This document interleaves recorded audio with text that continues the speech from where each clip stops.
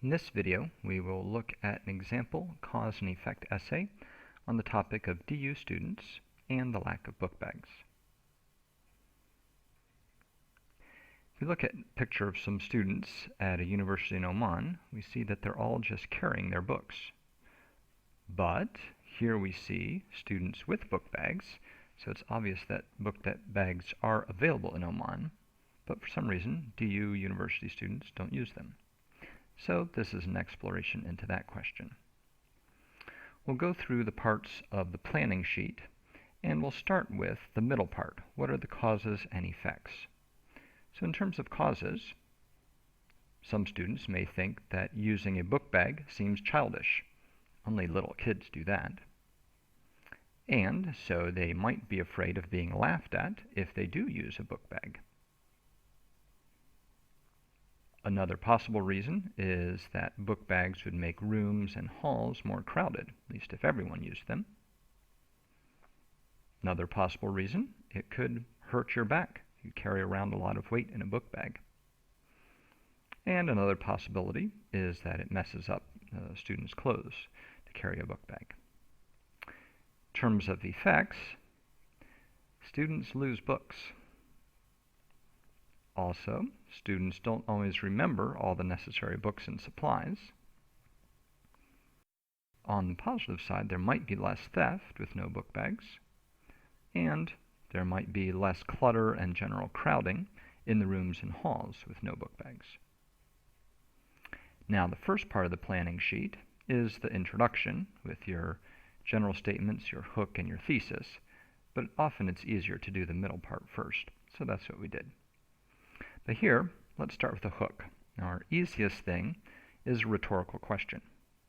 So, something like, what is the easiest way to carry a lot of things? Gets your reader starting to think. Then some miscellaneous general statements, information, some notes about that. In my country, students use book bags. At DU, no students use. So that's information we can use in the first paragraph. And we should write out the thesis. So here there are several reasons why DU students don't use book bags, and this behavior has many effects on the class. So I talked about cause and effect, but used the word reasons instead of cause. In your conclusion, you need summary and some sort of final comment. So something like this: social factors cause DU students not to use book bags, and this leads to both negative and positive outcomes in the classroom. So I've got cause and effect there, although using different words. Not saying effect, I'm saying outcome. And then, for final comment, my opinion. In my opinion, it would be better if all the students use book bags, but until students themselves see book bags as important, the situation will not change. So that's the planning. Now, quick review of essay structure. We've got 4 paragraphs. First paragraph is your introduction, which should start with a hook. That should be the first thing. Then some general information to connect that to finally your thesis. Then you have a body paragraph starting with the topic sentence, and in this essay it'll be about causes. Second body paragraph, similar, topic sentence and support. That one about effects.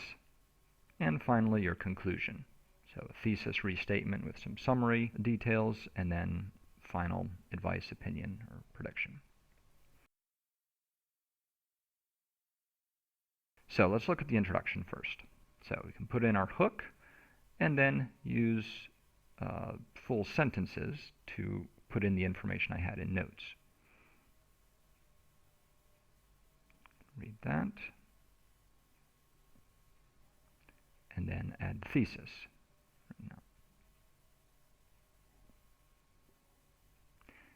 Then our body paragraph. Start with the topic sentence, and this one should be about the causes.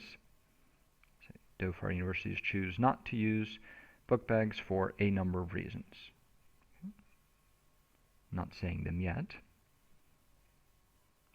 Notice here, the main cause of book bag avoidance is social pressure. Social pressure isn't something I had in my notes at the beginning. It's combining a couple of the things, the childish behavior and being laughed at. So I put them together, talk about social pressure, and then explain what that means and include the 2 items that were in the notes on the planning sheet.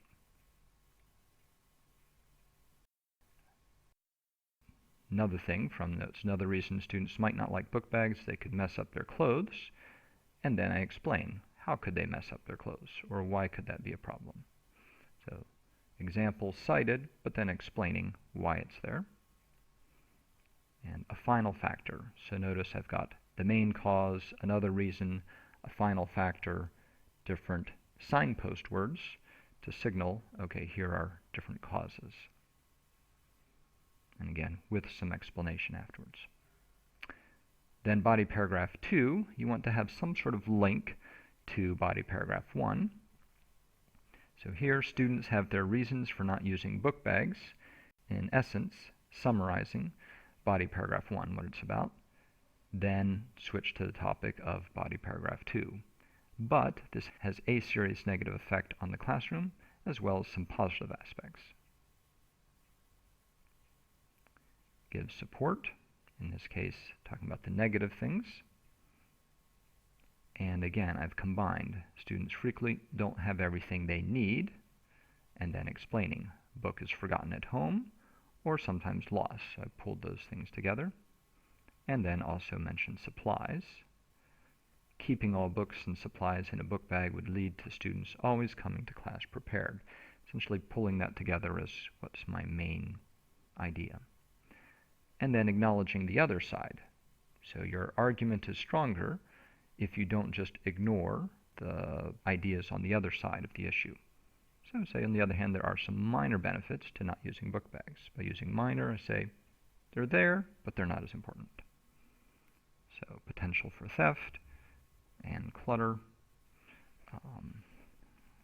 And I don't have a third thing, so we can just leave that part blank.